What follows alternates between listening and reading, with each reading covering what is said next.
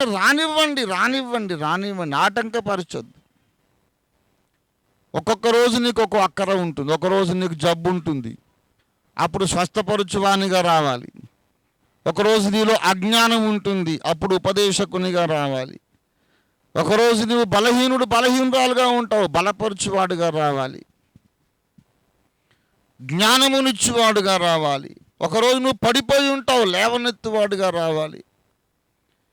నీ రూపము, నీ షేపు దేవునికి ఇష్టం కాదు, నిన్ను చెక్కేవాడిగా రావాలి.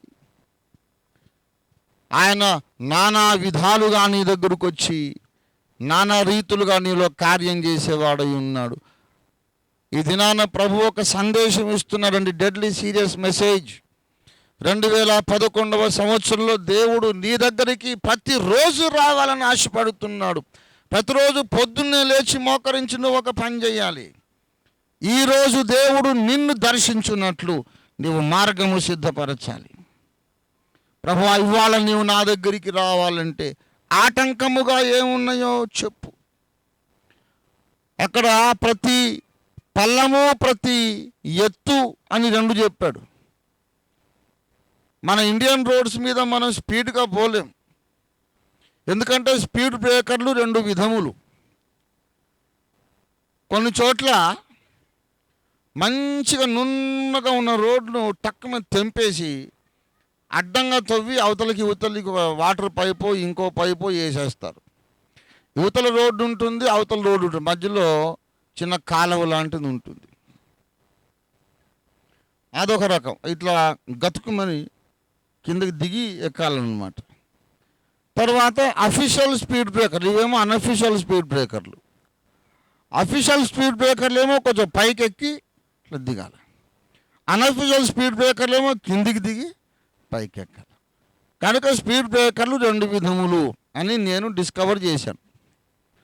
ఏది ఏమైనా కొన్నేమో పైకెక్కి దిగినా, కొన్ని కిందికి దిగి పైకెక్కినా స్పీడ్ అనేది బ్రేక్ అయిపోతుంది. మన బ్రతుకులలో కూడా యేసయ్యకు స్పీడ్ బ్రేకర్లు వేసాం మనం, అది వచ్చిన సమస్య. ఏమిరా నన్ను పని చేయనివ్వరు, వేగంగా రానివ్వరు, అన్ని స్పీడ్ బ్రేకర్లు అని బాధపడుతున్నాడు ఆయన. 2 కూడా సరి చేయాలట. ప్రతి కొండ, ప్రతి ఎత్తు, ప్రతి మిట్ట తగ్గించబడాలి. దయచేసి లూకా సువార్త 3వ అధ్యాయము చూడండి. ప్రతి కొండయు పల్లము చేయబడాలి, ప్రతి పల్లము పూడ్చబడాలి. కొండ అంటే ఉండవలసిన దానికంటే హెచ్చించుకోవడం. మనం ఇంతకు యోగ్యులమో అంతకంటే హెచ్చించుకోవడం. అహం అధికంగా ఉన్న ఆయన పని చేయలేడు. కొన్నిసార్లు మరీ అతి పల్లం అయిపోతుంది. దేవుడు నిన్ను ఎక్కడ ఉంచాడు అక్కడ ఉండాలి. అంతకన్నా పైకెక్కినా కష్టమే, కిందికి పోయినా కష్టమే. వాహనము వేగంగా వెళ్ళాలంటే it should be very smooth on a level, ఒకటే లెవెల్, నున్నగా ఉండాలని అన్నాడు ఆయన. ఏమన్నాడండి? వంకర మార్గములు తిన్నని వగును, కరుకు మార్గములు నున్నని వగును. మన బ్రతుకులో యేసయ్య కొరకు ఒక మార్గం ఏర్పాటు చేద్దాం. అది తిన్నని మార్గము, నున్నని మార్గం అయి ఉండాలి. పిల్లారా, థింక్ రైట్. అవసరమైన దానికంటే ఎక్కువ తెలియవద్దు, తక్కువ తెలియవద్దు.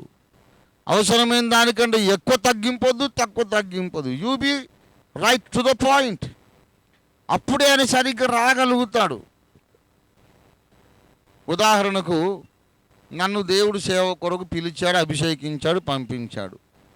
నన్ను వాడుకోవాలనుకున్నాడు. వాళ్ళు ఉదయం లేచి, నేనేం వాడబడతాను, నా మొహం లేవు ప్రభువా, నేను పనికి రాను, నేను యోగ్యుడిని కాదు అని తగ్గించుకోమన్నాడు కదా. కనుక తగ్గించుకుంటే కూర్చున్నాను అనుకోండి, మీకు ఈ ప్రసంగం రాదు. తగ్గించుకోవడం కాదు, ఆయన పిలుపుని నేను గుర్తించి గౌరవించాలి. అవును, నిజమే, వాడబడుతున్నాను, వాడబడ్డానికి ఒప్పుకున్నానంటే నేనేదో పెద్ద వీరాది వీరుణ్ణని కాదు. నేను ఎవరినో నాకు తెలుసు, నా బలహీనతలు, నాకున్న సర్వలోపాలు నాకు తెలుసు. But it is God's will that I open my mouth for God. నేను మంచోని కాదు, కానీ దేవుడు ఈ గాడిద నోరుతో మాట్లాడాలని ఆశపడ్డాడు. ఈ గాడిద తన నోరు అప్పగించాలంతే. Only then God will use you. చాలామంది వాడబడరు. ఎందుకు వాడబడరు అంటే దేవుడు వాడుకుందామని దిగొస్తే వీడు ఇంకో లాంగ్వేజ్ మాట్లాడుతుంటాడు. ఒక్కోసారి వద్దులేరానంటే ఎందుకు నన్ను ఇప్పుడే వాడుకోవాలి అని. దేవునికి ఎదురు రావద్దు. Just be in line with God, be tuned with God. ఆయన వస్తున్నాడు, ఆయన కార్యాలు సరిగ్గా జరగాలంటే ఆయన మార్గం మనం సరళం చేయాలి. ప్రపంచములో ఆయన కార్యం చేయునట్లు సార్వత్రిక సంఘములోని ప్రతి కొండ, ప్రతి ఎత్తు, ప్రతి మిట్ట పల్లము చేయబడాలి. ప్రతి పల్లము ఎత్తు చేయబడాలి. రోడ్డంతా నున్నగా మారాలి. అనగా ఆయన కార్యము వేగముగా ముందుకెళ్ళడానికి ప్రతి విధమైన ఆటంకము మనము తీసేయాలి. రోడ్డు సరిగా వేయండి రా, నేను వస్తానంటున్నాడు ఆయన. దావీదు అడుగుతున్నాడు, ఎప్పుడు వస్తావు ఇంకా అని. దేవుడు అడుగుతున్నాడు, రోడ్డు ఎప్పుడు వేస్తావు ఇంకా, రోడ్డు ఎప్పుడు చదువు చేస్తావని అడుగుతున్నాడు. నాకు తెలుసు మనలో ప్రతి ఒక్కరు కూడా దేవుణ్ణి అడిగారు 2010లో, దేవా ఇంకెప్పుడు వస్తావు నా దగ్గరికి, నా ప్రార్థనకు జవాబు ఎప్పుడు ఇస్తావు, నా సమస్య ఎప్పుడు పరిష్కరిస్తావు. అందరం అడిగిన వాళ్ళమే. ఇవాళ దేవుడు చెబుతున్నాడు, నేను రావాలనుకుంటున్నాను, మీరు నా కోసం మార్గం సిద్ధపరచుకున్నారా? అది నీ పని, అది నీ పని. దేవుని దూతలు వచ్చి చేయరు, ఎవరు చేయరు, నువ్వే చేయాలి. నువ్వు పూనుకోవాలి, నేను పూనుకోవాలి. ఆయన వచ్చి అనుదినము మనలను చెక్కున్నట్లుగా ఏ ఆటంకము లేకుండా ప్రతిరోజు మనము ఆయన కొరకు మార్గములు సిద్ధపరచువారుగా ఉందాం. ఇంత చెప్పావు బాబు, మరి ఏం ఆటంకాలు ఉన్నాయో అవి కూడా చెప్పకూడదా అని మీరు అడగొచ్చు. అలా అనుకుంటారని నాకు తెలుసు. కానీ ఒక్కొక్కరి బ్రతుకులో ఒక్కొక్క రకమైన ఆటంకాలు ఉన్నాయి. అవి పబ్లిక్గా చెప్పాల్సినవి కాదు, చెప్తే క్షేమాభివృద్ధి కాదు, నీకు అవమానం అవుతుంది. ఎవడు దుర్గంధం వాడి దగ్గర ఉంటుంది, కానీ నీ సంగతి విని వాడు నవ్వుతాడు. పాపము చేసిన స్త్రీని కానీ పాపలో కోపము మండే కదా అన్నారు మాసరామణి గారు. కనుక అది పబ్లిక్ విషయాలు కాదు. Strictly those things are between you and your God. Nobody has any business to know them. It's you and God. నువ్వు నీ దేవుడు ఒక ప్రపంచం, నోబడీ ఎల్స్. కాబట్టి దేవుణ్ణి అడగాలి దావీదులాగా, నీకు ఆయాసకరమైన మార్గము నాలో ఉన్నదేమో. భక్తుల జీవితాల్లో ఏమున్నాయట? 139వ కీర్తన 24వ వచనము చూడండి. దేవునికి ఏం మార్గం కావాలట? నున్నని మార్గము, తిన్నని మార్గము కావాలన్నాడు. కానీ భక్తుల జీవితాల్లో ఏమున్నాయంట? ఆయాసకరమైన మార్గాలు ఉంటే రాడాయన. అనేక మందిని చెక్కలేకపోవడానికి కారణం అది. ఇప్పుడు దావీదులాగా మనం ప్రార్థన చేద్దాం. ప్రభువా, నువ్వు రాలేకపోతున్నావంటే, అనుదినము నన్ను దర్శించలేకపోతున్నావంటే, నా బ్రతుకులో మార్గాలు నీకు ఆయాసకరంగా ఉన్నాయేమో. అవి ఆయాసకరమైన మార్గాలుగా ఉండకుండా నీవు ప్రయాణించి రావడానికి అనుకూలమైన నున్నని మార్గముగా, తిన్నని మార్గముగా నేను తయారు చేస్తాను తండ్రి. I will set right my thought life, my philosophy of life, the way of my thinking. నా మనస్సులో ఉన్నటువంటి మార్గాలు నేను సరి చేసుకుంటాను ప్రభువా, నువ్వు రా, నా దగ్గరికి రా. ప్రభు దగ్గరికి మనం వెళ్ళిపోయిన తర్వాత, ఆయన అధికారానికి మనం అప్పగించుకున్న తర్వాత మనము 100% సరెండర్ అయిపోవాలంతే. నువ్వు దేవునికి ఎంతగా లోబడతావో అంతగా నీ దగ్గరికి ఆయన వచ్చి కార్యం చేయగలుగుతాడు. 2011 2011వ సంవత్సరంలో దేవుడు దిగివచ్చి నిన్ను దర్శించని రోజు ఒక్కటి కూడా ఉండొద్దంతే. దేవునికి స్తోత్రం కలుగునుగా. Everyday, all 365 days may God visit you.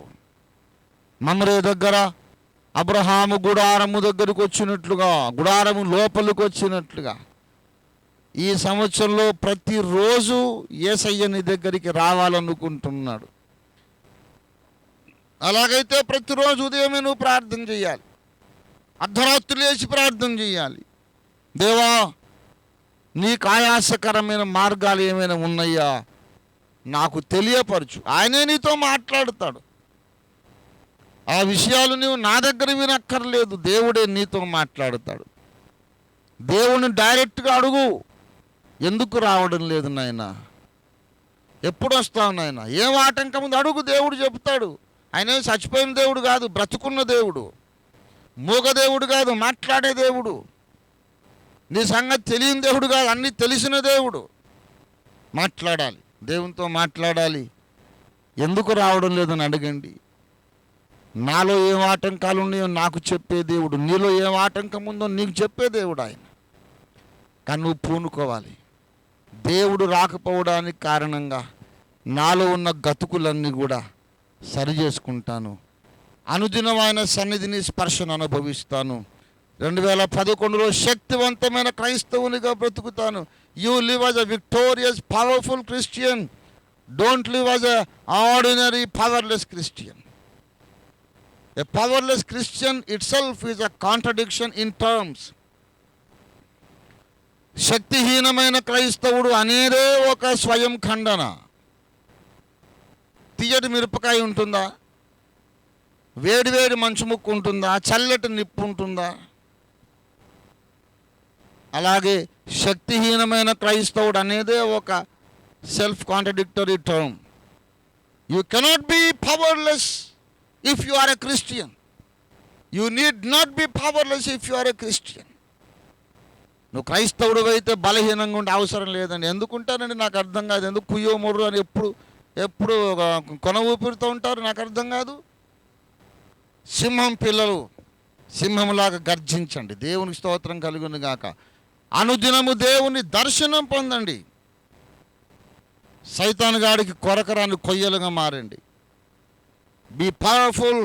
దేవుని కొరకు గొప్ప కార్యాలు మనం చెయ్యాలి. ఈ యొక్క కొత్త సంవత్సరం అంతా కూడా మనము ఈ వాగ్దానము, ఈ తీర్మానము తీసుకొని మనం వెళ్దాం. 108వ కీర్తన 12-13 వచనాలు మన తీర్మానం. 108వ కీర్తన 12-13 వచనాలు మన ధ్యేయం, మన పాలసీ. మనుషుల సహాయము వ్యర్థము, శత్రువును జయించుటకు నీవు మాకు సహాయము చేయుము.